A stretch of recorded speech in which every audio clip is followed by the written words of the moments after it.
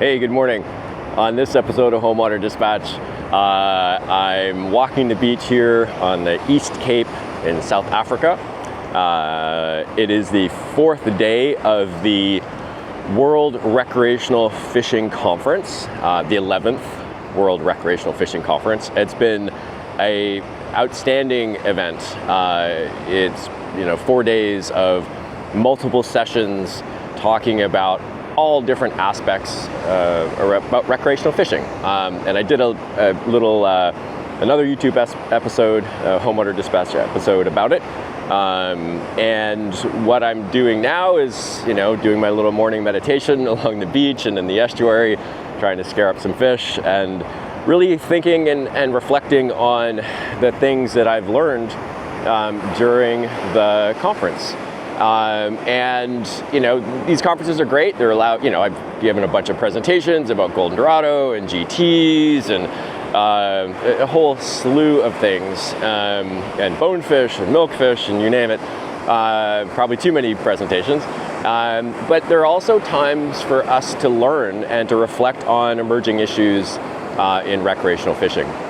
Recreational fisheries, and the intersection between science and social science. And some things that are really emerging from the conference, which, this discipline is maturing a lot. And I think we are getting to the point where we have a lot of capacity to really lobby governments to recognize that recreational fishing is like an important thing. Obviously in developed nations, United States, Canada, and Europe, you might think that we've done a good job already, but not really. There's still a lot for us to do to recognize that recreational fishing is very important for local economies, local communities, so many different motivations, in terms of our well-being, in terms of food, right? Sometimes people fish for food, right? Recreationally. There are so many aspects of things that recreational fishing sort of serves in terms of our society. And, it's taken a long time in some places for that recognition at the government level to occur. And I think we're getting to the point where we have a lot of evidence that, recreational fishing can be sustainable. Obviously, there are some places where we still need to work in terms of demonstrating how sustainable it can be.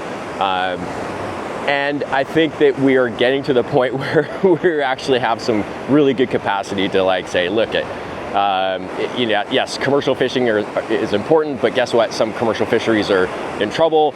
And at the same time, in some places, recreational fishing is as important, if not more important, than commercial fishing. And so we need to take that into consideration when we go to talk to our local, regional, and federal governments. And not only heighten the recognition of it, but lobby for funding when it comes to supporting science and conservation and advocacy for recreational fisheries. It's crucial that happens, and that has come up a lot during this conference. The other thing too is obviously the big elephant in the room: climate change.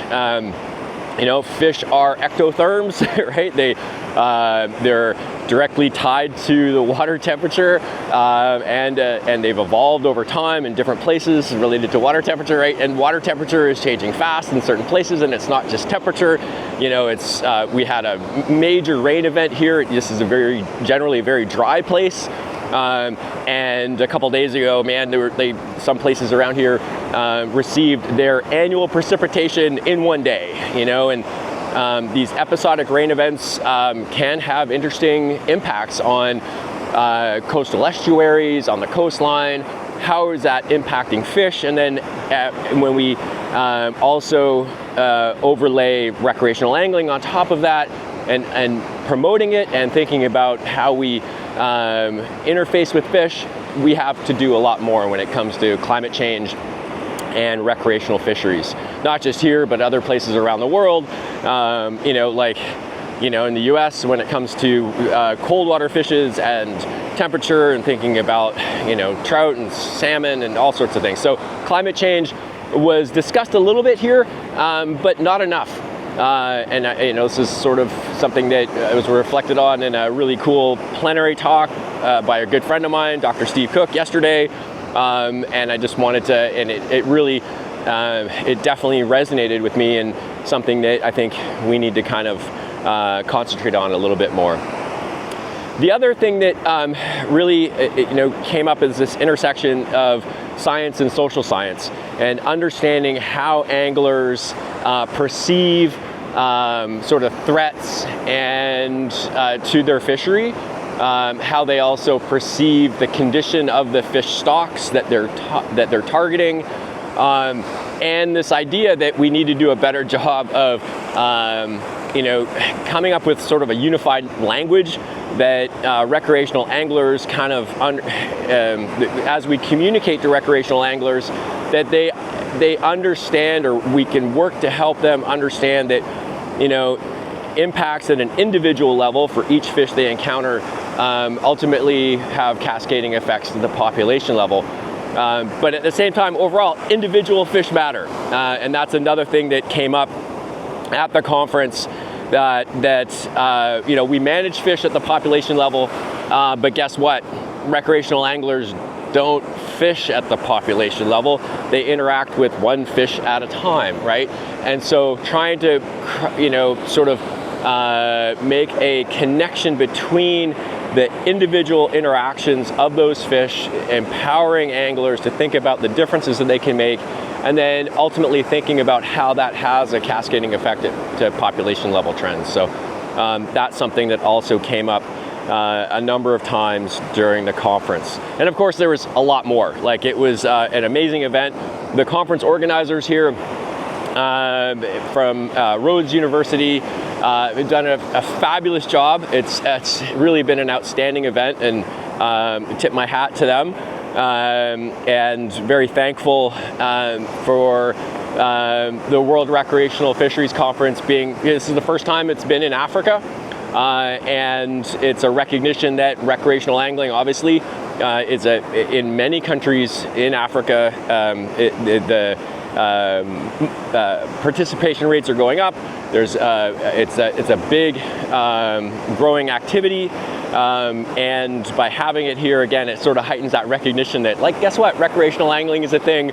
We need to take it seriously, and from an individual angler level, all the way up to local, regional, and and federal governments. Sorry, I'm falling apart here. Anyway, that's my episode of Home Water Dispatch.